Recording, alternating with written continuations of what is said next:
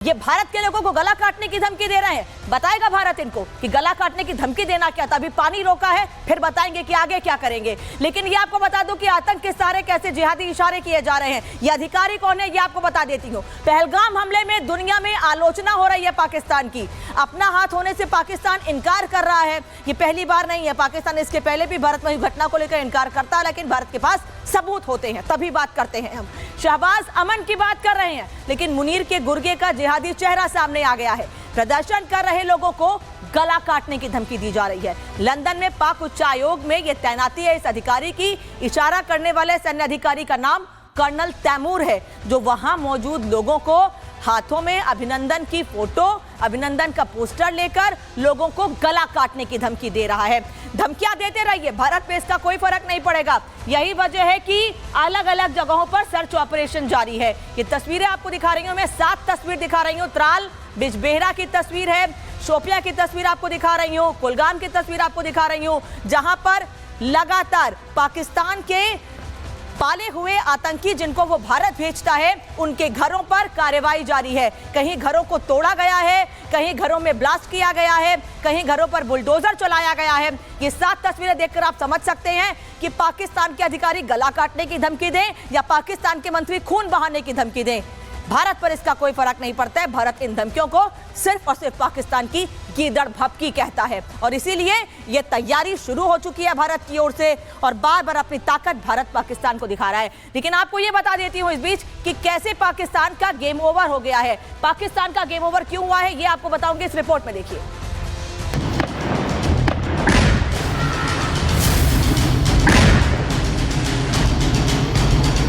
आतंकियों को और इस हमले की साजिश रचने वालों को उनकी कल्पना से भी बड़ी सजा मिले। बड़े एक्शन की तैयारी, अब हिसाब होगा बारी बारी। आतंकियों का हिसाब चुन चुन कर, कार्रवाई होगी गिन गिन कर। जिन आतंकियों ने 22 अप्रैल को पहलगाम को दहलाया, जिन दहशतगर्दों ने बेगुनाह पर्यटकों को अपनी गोली का निशाना बनाया, जिन नापाक सरपरस्तों ने धर्म पूछकर हत्याएं की, जिन जिहादियों ने 28 लोगों को मारकर आतंकवाद फैलाने की कोशिश की, अब नंबर लग गया है उनका। भारतीय सेना अब इन मौतों का हिसाब चुन चुन कर ले रही है और लगातार ले रही है। इन आतंकियों को ढूंढ ढूंढ कर ढेर किया जा रहा है, इनके ठिकानों को तबाह किया जा रहा है। 25 अप्रैल को ही बिजबेहरा और त्राल में आतंकी आदिल हुसैन ठोकर और आसिफ शेख का घर आईडी ब्लास्ट से उड़ा दिया गया था, लेकिन अब बाकियों का भी धीरे धीरे हिसाब हो रहा है।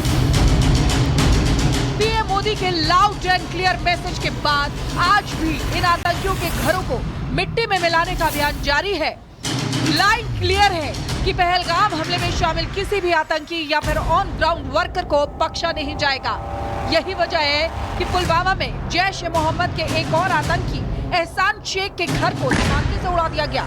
एहसान वही आतंकी है जो 2018 में आतंकी ट्रेनिंग के लिए पाकिस्तान गया था और फिर कुछ समय पहले ही घाटी में लौटा था। पहलगाम हमले में भी इसी आतंकी के संदिग्ध होने की बात सामने आई थी।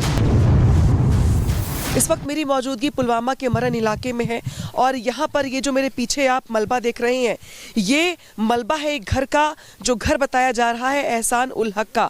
और ये जो घर देख रहे हैं आप, ये एहसान उल हक का घर है, जिसे कल देर रात ब्लास्ट के जरिए ध्वस्त कर दिया गया। जैश ए मोहम्मद का ये आतंकी है जो 2018 में पाकिस्तान गया था ट्रेनिंग लेने के लिए। इसके बाद ये वापस कश्मीर में आया। इसके बाद जो इसकी एक्टिविटी है वो बढ़ गई है।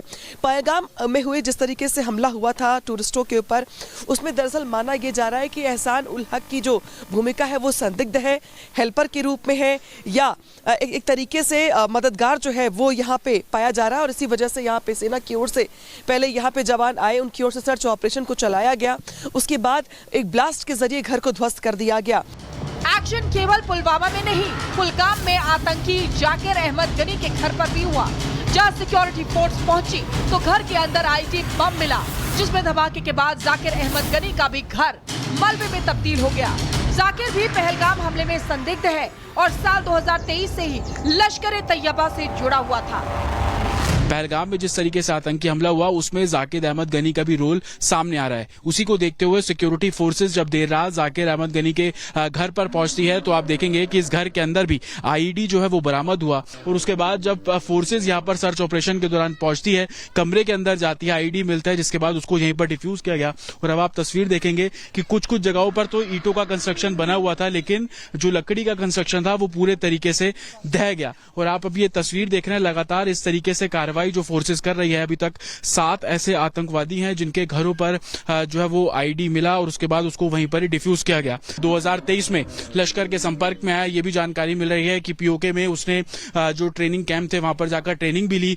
कहीं ना कहीं ओवरग्राउंड वर्कर जिसका जिक्र किया जा रहा है जाकिर अहमद गनी, उसमें एक अहम रोल है और उसकी संलिप्तता भी पहलगाम में हुए जो आतंकी हमला उसमें सामने आई है।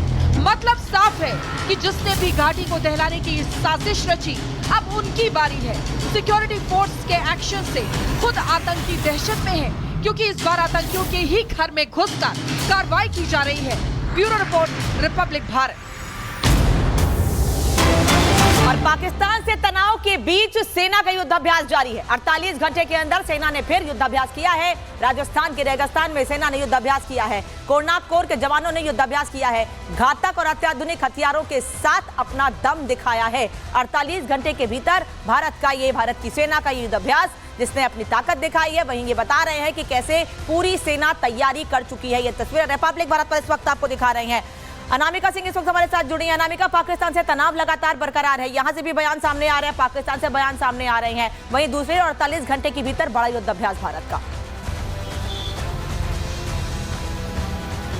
और देखिए, सिर्फ अंगड़ाई ली है भारत ने फिलहाल, अभी कुछ दिनों के लिए सिर्फ अंगड़ाई ली है, तब ये हाल हो गया है पाकिस्तान का, जब वहाँ पे लोग बौखलाए घूम रहे हैं, परिवारों को भी से शिफ्ट किया जा रहा है। तो जरा सोचिए कि जब बड़ा एक्शन लिया जाएगा तब क्या हाल होगा पाकिस्तान का।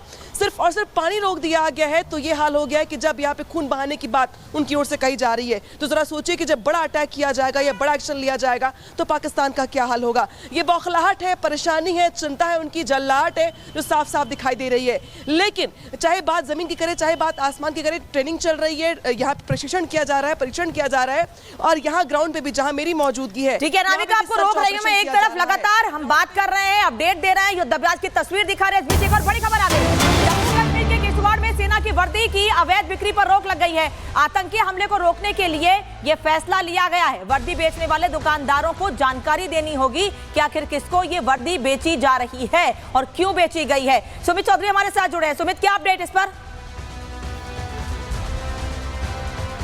देखिए, लगातार जिस तरीके से जो एक्शन हो रहे हैं उसमें सबसे बड़ी बात यह भी है कि आखिर कैसे आतंकियों की जो पहचान है वो यहां पर की जाए, क्योंकि आपको पता होगा कि जिस तरीके से ये बड़ा हमला किया गया था, इसमें जो आतंकी हैं वो कैसे काले कपड़े पहनकर पहुंचे थे और स्थिति ये हो गई थी कि जो टेररिस्ट उस दौरान वहां पर फंसे हुए थे वो ये नहीं पहचान पा रहे थे कि आखिर कौन जो है वो सेना का जवान है और कौन आतंकी और उन पर हमला जो है वो कर सकता है। और इसीलिए जो सुरक्षा एजेंसियां हैं वो पूरी तरीके से अलर्ट मोड पर है। तमाम जो यहां पर दुकानदार हैं उन्हें यह नोटिस दे दिया गया है कि जो भी वर्दी यहां पर सेना की बेचेगा या फिर उससे मिलती जुलते अगर कोई भी ड्रेस कोई बेचता है तो उसे जानकारी देनी होगी, उसे बताना होगा कि किसको उसने बेची है। क्योंकि पहलगाम हमले में जो चश्मदीद थे, जो लोग सुरक्षित हैं, जो बचे हैं, वो जब बाहर निकले तो वो बता रहे हैं कि जिन लोगों ने हमला किया था, जिन 6 आतंकियों ने, उनमें से कईयों ने सेना की वर्दी भी पहनी हुई थी और इसीलिए इस पर रोक लगा दी गई है। वापस लौटेंगे आप लोगों के पास, बने रहिए हमारे साथ। लेकिन इस बीच तस्वीर आपको दिखा देती हूं कि कैसे भारत एक तरफ युद्धाभ्यास कर रहा है, भारत एक तरफ कैसे लगातार बड़े कदम उठा रहा है, तो वहीं दूसरी ओर पाकिस्तान के पाले आतंकियों में डर बना हुआ है।